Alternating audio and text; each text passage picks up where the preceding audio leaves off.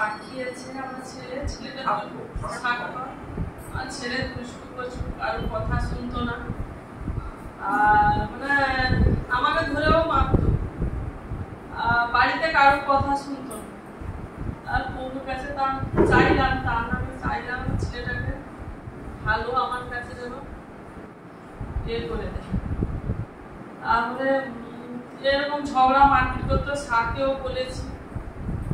একদিন এসে বলছে, মা একটা রাত্রেবেলা স্বপ্ন দেখেছি, কালকে পরশুদিন রাত্রেবেলা। কি স্বপ্ন দেখছে না, প্রভুকে আমার বাড়িতে ঢুকতে দেখেছি,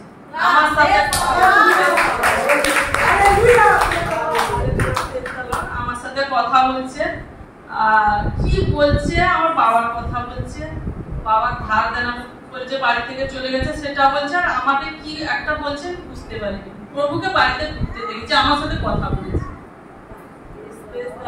সকলকে জয়। এ কি করে হয়? আপনি জানেন এই বোনটি এখানে বসে কাঁদছিল, কিন্তু একটা জীবন পুস্তক সঙ্গে নিয়ে গেল, বাইবেল আর গানের বই, আর পাঁচটার সাথে নিয়মিত যোগাযোগ। লাস্ট আমি ওর কাছে প্রার্থনা করলাম, হলি স্পিরিটের কাছে প্রেয়ার করলাম যেন তার ছেলেকে প্রভু স্পর্শ করে।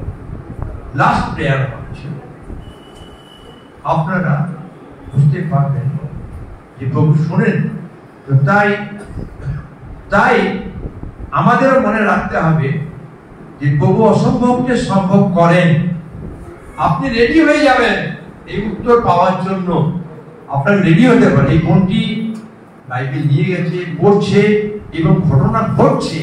তার ছেলে, কত ছেলে আত্মহত্যা করছে, কত ছেলে মাকে মেরে খুন করে দিয়েছে, কত কিছু ঘটনা পৃথিবীতে ঘটেছে।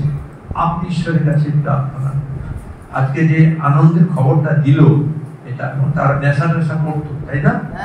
নেশাগুলো ছেড়ে নেশা করতো, গুটকা পান খেত। বলছে, মা বাড়িতে আর পানা না গুটকা খাওয়া যায় না, কেন না বাইবেল আছে।